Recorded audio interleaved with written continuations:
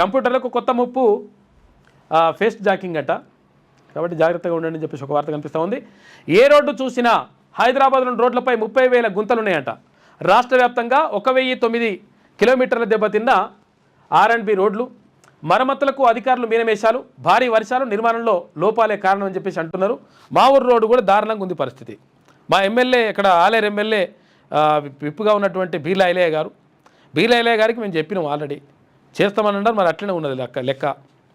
ఆ రోడ్డు దారుణంగా ఉంది పరిస్థితి. ఇట్లనే ఈ గుంతలు ఎట్లున్నాయో అట్లనే ఉన్నది రోడ్డు. భువనగిరి జిల్లా బొమ్మలరామరం మండలం మల్యాల ఆయన చెప్తే అట్లేం లేదు చేద్దామని చెప్పేసి ఆయన అన్నాడు మరి ఎమ్మెల్యే గారు. మరి దాని గురించి పట్టించుకుంటున్న పరిస్థితి కనిపిస్తలేదు. ఎందుకంటే పైసలు అయితే రిలీజ్ చేసిండ్రు. మరి రాష్ట్ర ప్రభుత్వం 1,100 కోట్లు ఏమో వేసింది. దాంట్లో మరి కొన్ని వస్తాయిగా లెక్క చేయమని చెప్పేసి రిక్వెస్ట్ చేసినాం. ఆయన చేస్తారా చేయరిగా అది తెలియదు. అట్లా కొంత చాలా ఊర్లకు రోడ్లకు ప్రాబ్లం ఉందంట. అడుగడుగునా గుంతలు, ప్రమాదకరంగా ప్రయాణాలు. ఇది రాష్ట్రంలో పలు రహదారుల పరిస్థితి. మారుమూల జిల్లాల్లోనే కాదు, రాజధాని నగరంలోనూ రోడ్లు వాహనదారులను పట్టపగలే చుక్కలు చూపిస్తున్నాయి. ఇటీవల వరుసగా కురిసినటువంటి భారీ వర్షాలు రహదారులు దెబ్బతినడానికి ఒక కారణమైతే, నాసిరకం నిర్మాణాలు ఇష్టానుసారంగా తవ్వేయడం ఇతర కారణాలని స్పష్టమవుతుంది. అయినప్పటికీ కనీస మరమ్మతులు చేపట్టకపోవడంతో రాకపోకలకు నిత్యం ఇక్కట్లు తప్పడం లేదు. ఆధునిక సాంకేతికతతో నిర్మించిన 1 కిలోమీటర్ దూరమైన సవ్యంగా ఉన్న రోడ్డు హైదరాబాద్ నగరంలో ఒక్కటి కనిపించడం లేదు. సాధారణ తారు రోడ్లు నుంచి జపాన్ సాంకేతికతతో ప్లాస్టిక్తో నిర్మించిన రహదారుల వరకు ఇదే పరిస్థితి ఉంది. సీసీ రోడ్లు ధ్వంసమయ్యాయి. శనివారం నగరంలోని షేక్పేట్ పైవెంతన అంటే ఇప్పుడు ఇది ఫ్లైఓవర్ అనమాట, సమీపంలో ఆర్టీసీ బస్సు ముందు చక్రాలు గుంతలో చిక్కుకుపోవడంతో రోడ్ల పరిస్థితికి అద్దం పడుతుంది. గడిచిన 3 నెలల్లో గ్రేటర్ హైదరాబాద్ పరిధిలో 15,000 గుంతలు ఏర్పడినట్టు ఇంజనీర్లు చెప్తురట. అధికారుల లెక్కల్లో చూపనివి వాటికి రెట్టింపు సంఖ్యలో ఉంటాయని, మొత్తం 30,000 గుంతలు ఉంటాయని చెప్పేసి ఆ గుంతలు కూడా లెక్క పెట్టినట్టు అట్లుందట పరిస్థితి. వనపర్తి జిల్లాలో కొత్తకోట నుంచి ఆత్మకూరు వెళ్లే మార్గంలో మదనాపురం సమీపంలో ఊకచెట్టు వాగుపై హై లెవెల్ వంతెన నిర్మించిన అప్రోచ్ రోడ్డు ఏర్పాటు చేయలేదు. గత 20 రోజులుగా సరళా సాగర్, తర్వాత శంకర సముద్రం వరద నీరు పొంగి నిర్మాణంలో ఉన్నటువంటి వంతెన పక్కన ఉన్న సిమెంట్ రోడ్డు కొట్టుకుపోయి ప్రమాదకరంగా మారింది.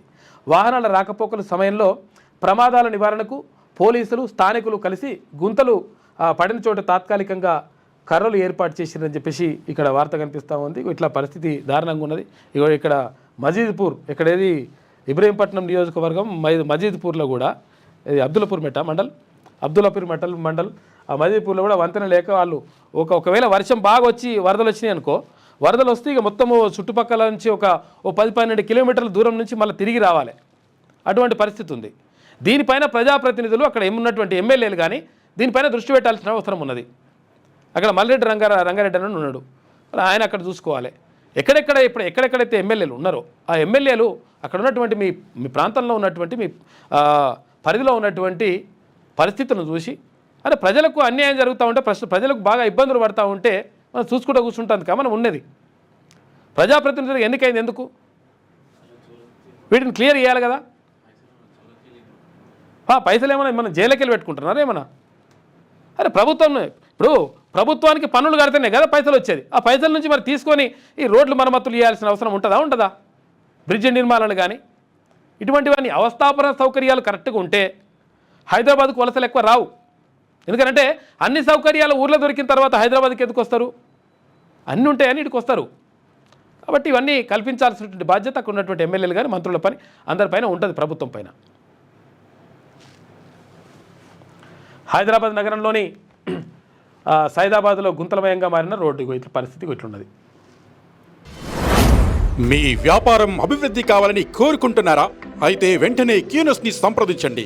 Schools, colleges, banks, shops, office promotions, land promotions, political promotions, restaurant promotions, hospital promotions, పుట్టినరోజు వేడుకలు, శుభకార్యాలు, వ్యాపారాలు ఏవైనా, సందర్భం ఏదైనా ఇప్పుడే క్యూనస్ ద్వారా తెలియజేయండి.